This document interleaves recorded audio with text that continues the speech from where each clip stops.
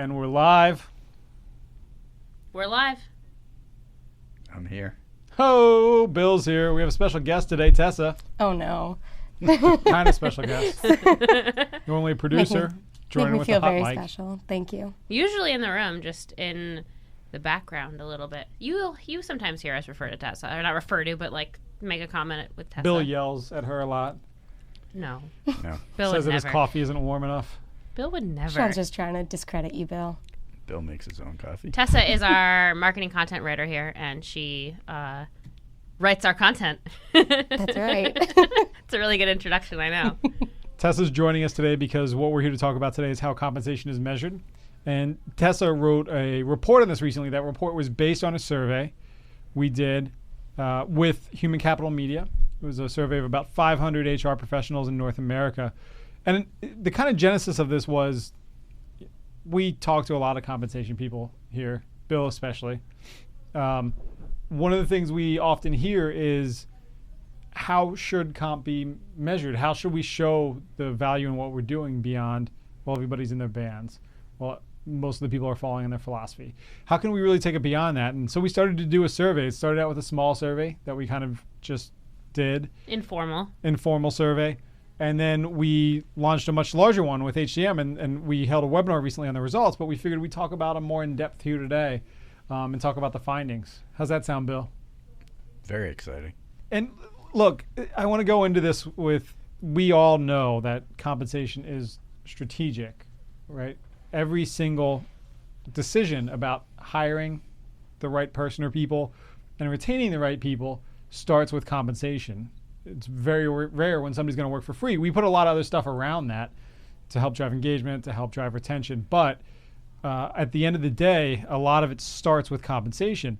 And so there's an immediate strategic impact there. But I think a lot of times where there's a struggle is there's a pretty big gap in between, well, somebody decided to stay and the reason that they decided to stay was compensation. Or we decided to hire the right person and one of the drivers of that was compensation. So the question becomes, how do we measure that? And when we were doing the survey, conversely, a lot of the things we would hear that people would use is if somebody leaves, they would cite compensation, which, I don't know, is probably almost always the reason because you're going to get a bump wherever you go or else you're probably not going to go there. And it's an easy, convenient reason. It doesn't, it causes nobody pain. It's not, right. I don't like my boss. It's, right. You didn't pay me enough. Or someone else paid me more. Or somebody else is giving me 10% more, and that's the cost for me to transfer. So, but yeah, let's dive into the survey results because I think what we hope to show through this is that compensation is strategic and has a value, and start to talk about ways that this can be demonstrated. And it's going to be different for every single organization, depending on your industry, depending on how your executives view compensation, depending on a whole host of factors. But I think what we found was at least a start of ways that we might want to think about having these conversations and looking at measuring the value. Sounds good. I'm on board. All right. I can participate in this. I'm in. Good. So we started with kind of the basic, straightforward question, right? Almost like the level setting question, which is, what are the key drivers of your organization's business success? So basically, how do you know if your organization is doing well? Fair enough. Before I jump in with an answer, for those driving right now listening to us, what can they download something or get something Look that'll at have you the numbers? plugging the survey. Well, I don't want people like getting into accidents as I start spewing out But percentage. you want them to have the percentage. printout next to them while they're driving to follow No, along? they could get it later. They can. We'll They put it in the show notes. They can just listen to the dulcet tones and get the gist of it, and then look We'll put a link in the notes, and you can go there and download it and make Bill happy. Don't print it out and flip through it while you're driving. Please. Bad idea. Please. If you're listening to us in the train, sure, go for it. Okay. Unless you're the driver. The engineer. Oh, is that what they call them now? We talk about engineers a lot. Fancy. Anyway, it's so like, what was the question? How does, Who are we? What are we What doing? are the key drivers of your organization's business success? So how do you know if your business is doing well? right, and I think that we've talked about this before. A lot of the measures are, 74% of people said customer satisfaction was a key measure of whether or not their business was succeeding. And similarly, 72% was the product's quality or the service's quality, whatever it is your business is in business doing. And then an engaged workforce, a little over half, and about half was growth of the business. Suspecting Shawn's going to jump forward into how compensation is measured. Yes, what I will comment on this that I found kind of fascinating by this, growth came in lower than I expected. That only half are saying, like, if my business is growing, I know it's doing well. And I love, though, that customer satisfaction was almost 3/4 of people said that that's how I know my business is doing well. If my customers are happy, then I know we're doing well, and that's going to bring all the other benefits with it. Likewise, I was like shocked that engaged workforce is how you're. I mean, I think that's an important thing to consider, yes, but that's not. Didn't expect it to crack like the top 5. Yeah, I agree. I was about to say that's not what's driving your business, but I mean, long term, yes, your employees are driving your business, But the people taking the survey are HR people. Bingo. fair. I knew we were going to say the same thing there. All right. But so engaged workforce definitely is a HR talking point. And it's important, don't get me wrong, but... Right. CEOs are less likely to say engaged workforce. Yeah. Right. I guess it might come down as a, secondary or tertiary It's driver. probably in there, yeah. But customer satisfaction is more likely to come from, the leadership team, the corporate, CEO, CFO types than it is to come from HR. Yeah. Who's more focused on internal than external measures. And as the great Sir Richard Branson would say, take care of your people. Right. They'll take care of your customers. Your customers will take care of your revenue and your growth. But yeah, basically, you take care of your people. They're gonna be better able to take care of your customers. If your customers are satisfied, they're gonna help you grow your business. So yeah, but that you're getting at the next question there, Bill, which is okay. So that's how they report that they know if their business is doing well. How do they know if they are doing well? How do they measure the results of what they do in compensation? Interestingly, you were just talking about nearly 3/4 of people say customer satisfaction was driving the business. The biggest actual measure for individual compensation team performance was my personal goals. And employee retention was about a quarter, 23%. And employee engagement, which is the only thing that's on both lists, was 18%, considerably less than... I was going to say, and let's not forget the over 40% who aren't even measured. I was coming back to that. That's too startling to ignore. The scary part is that 45, was it 45? 41%. Said that they weren't being measured, which is sad and disappointing. Which also we heard anecdotally. I mean, this backs it up, but we heard that anecdotally a lot when we were talking to customers, like before, the kind of the precursor to this whole survey. Yeah. And it's really, I think, was part of our motivation for doing this. This is really surprising in a twofold kind of way, because not only is the largest response the most disappointing of all, that they're not even measured, but then the lack of alignment with the previous question is just there's such a huge It's gap. like indicative of everything. Yeah, it's really like a double whammy of disappointment here. Well, I'll make it a triple whammy because the triple whammy is that of all groups, all parts of a company, that HR and compensation should be first and foremost the ones that understand the idea of linking measures to performance and actually measuring performance. That's what we do. But it's sort of grew up across the street from a car mechanic, and his cars were always falling apart. Was it Cobbler's Kids? Cobbler's Kids. Yeah. Thank you. I can't even speak it. I mean, so the only overlap that Tessa cited here was the employee engagement. That was the only answer that was given both times, even though it was a much lower rate on the compensation side of how compensation is measured. I mean, is this getting at, we have an idea, I would say, is generally what that first question, the results of that first question show. I mean, we have an idea of how our business knows if it's doing well. But I feel like in HR, it's not as strong. I'm pointing out the obvious here with the 41% that have no measures at all. But I feel like in compensation and then broader HR, I'm tying two together because of our other survey here. It's not as straightforward. We don't know how to say, okay, we know if our customers are happy, our business is doing well. But the question then for HR is, well, how do I help keep my customers happy? Right? I mean, isn't that where it starts to tie in? Yes, and I think the confusion and ambiguity starts right there with who are the customers in that sentence. Internal and external, right? Right. Are my customers the the line managers, the department heads, and the individual employees, or are my customers the company's customers? And the answer is the line managers, the employees, and the department heads, and the customers, and the end customers too. And the end customers. But if you keep them happy, quote, they're going to keep you. That's what I right, was pointing out. Exactly. But how do you know that you're doing that? And it is important to measure whether or not you are providing value to your internal customers. Agreed. One of the things I found most interesting out of this, though, is that when we say that 41% of the comp pros are saying that they're not assessed with any metrics, right, which is one of the things, half say that they do not feel the metrics used to assess their performance are aligned with the company's key success factors. We're talking about two different numbers there, but of the people that are measured, half of those don't feel that the way they're measured helps align with their company's success, right? So overall, we're talking about a pretty large volume of compensation people who either are not measured or are measured by something that they say probably doesn't help their business. They should fix that.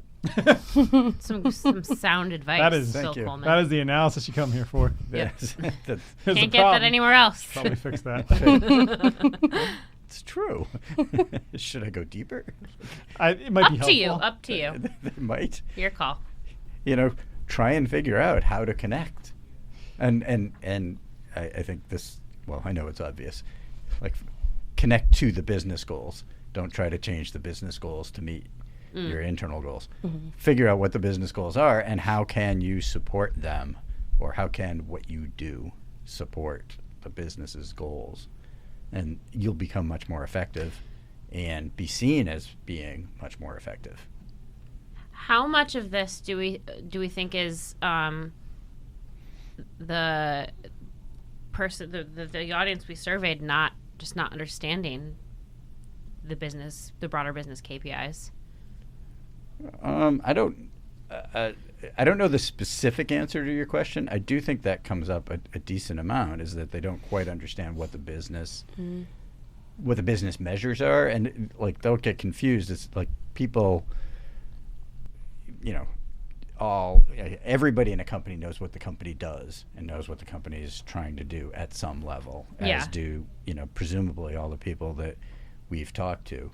But to truly understand what the business's goals are, short-term and long-term, and to understand them well enough to be able to connect, your tasks and your behaviors to support and reinforce and align with those is a lot harder. Yeah. And I think it comes back to a thing that we talk about here a lot is, we're like doing things because it's the way we've done them and don't really think about it. And, job as compensation professionals is to do market pricing, and that's people come to work every day and they're looking at their surveys and building salary structures and ranges and things, and not stepping back for a second, or at least not doing this enough to step back for a second and look around and go, why am I doing this? What is the point? Where are we going? Like, if I did this differently,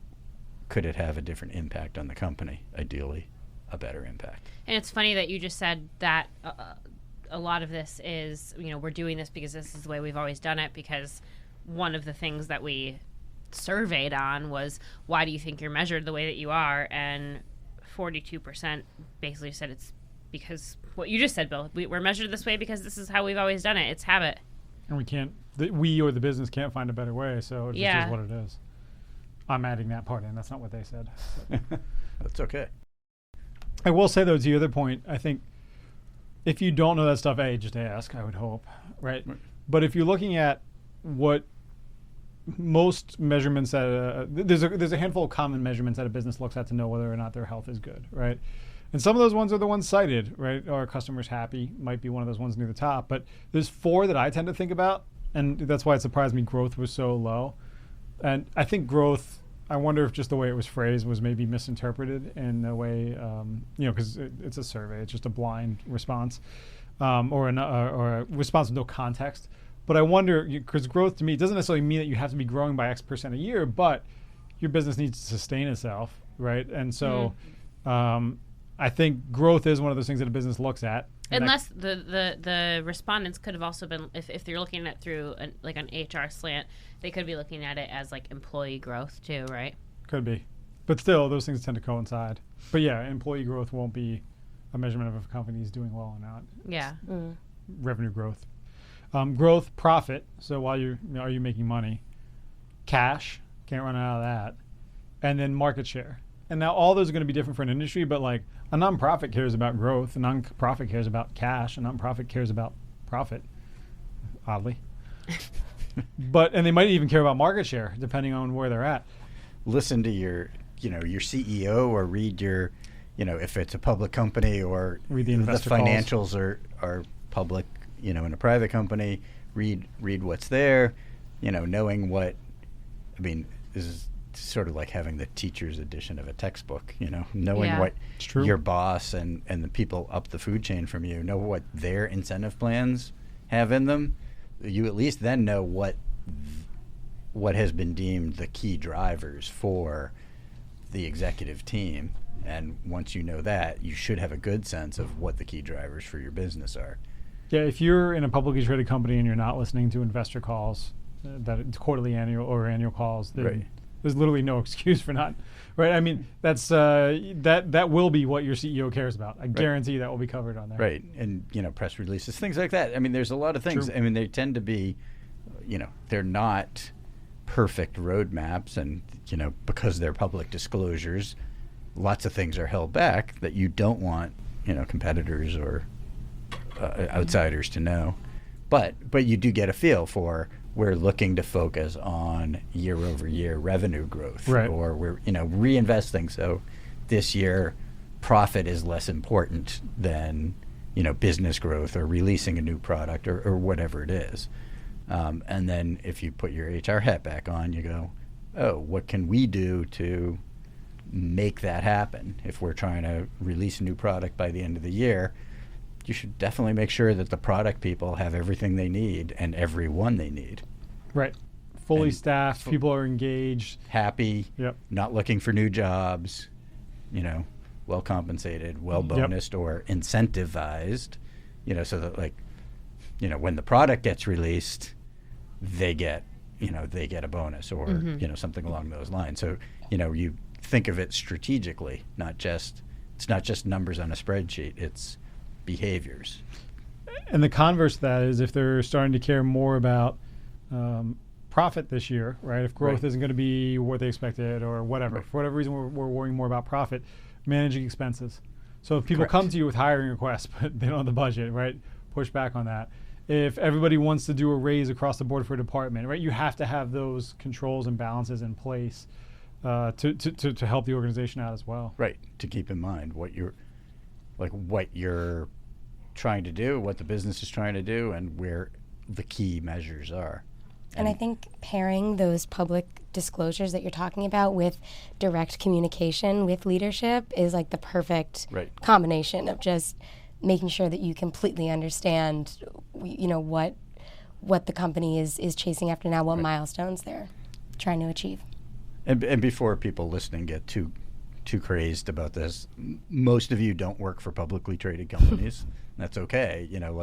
Your internal company meetings and communications have a lot of that information, and that, to the same degree, where things that are shareable are often shared so that people know what to do.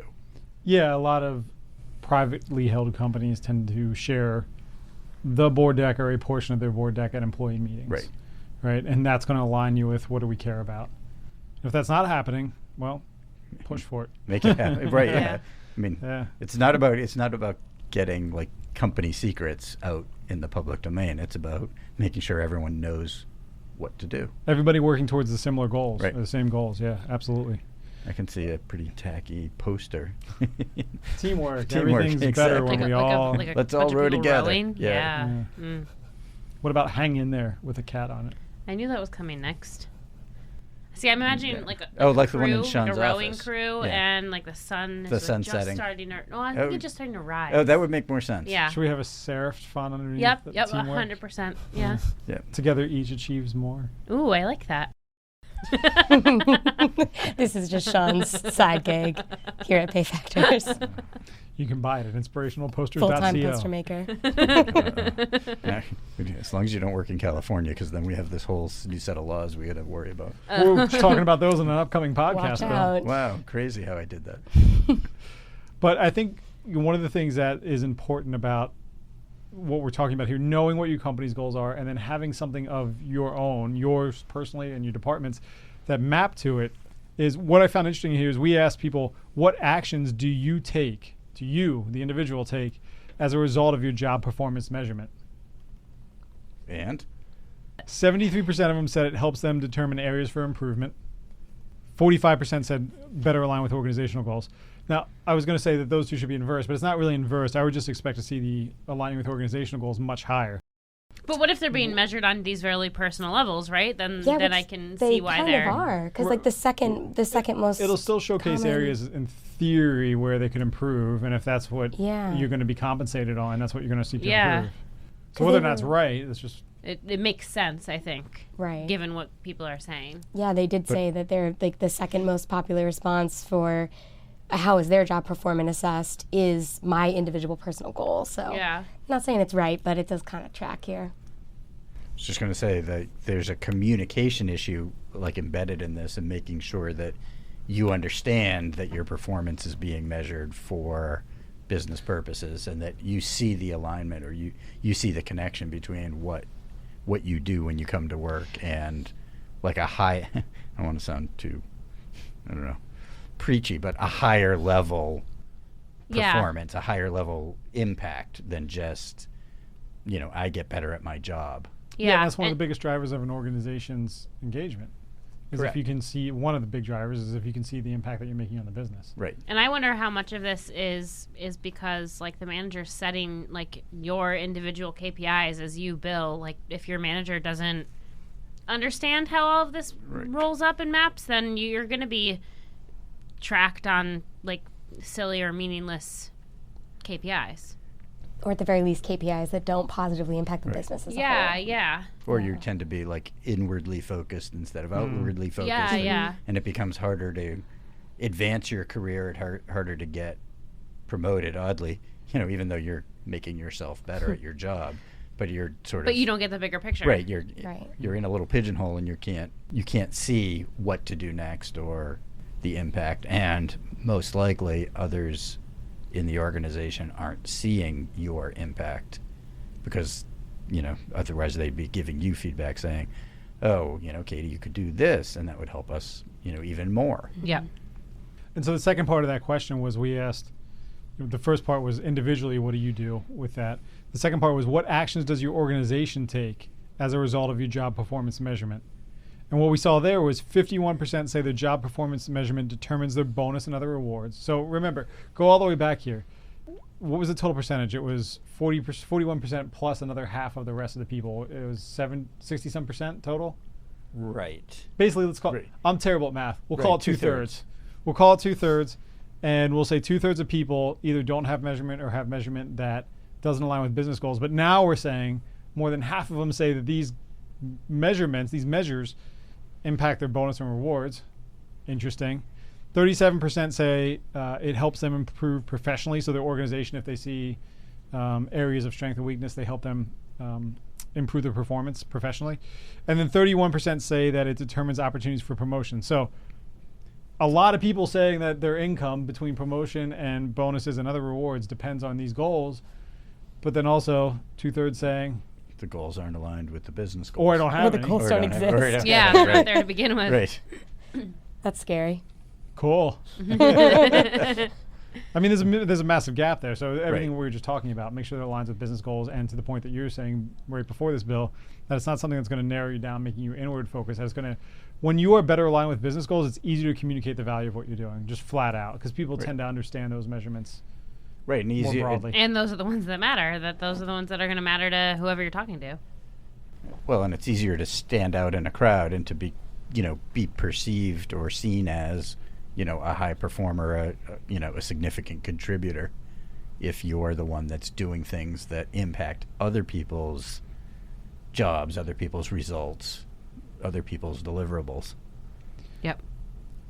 So we covered a ton that was kind of in the weeds here. All the survey results as you're driving, trying to take notes. No, with they're a not printout doing next that. to They're you. not doing that, Shawn. They're just Driving listening. a train, They're just the train people can. Yes. taking a ferry, driving Fine. a ferry, What floating a about, ferry. what about a plane? Flying a plane. Yeah. So many modes of transportation. Bicycles? We need We more have some podcasts. bike commuters. So we got in the weeds a lot here, though. I think one of the things that could make this an interesting conversation to continue, though, is we covered all of this in a webinar.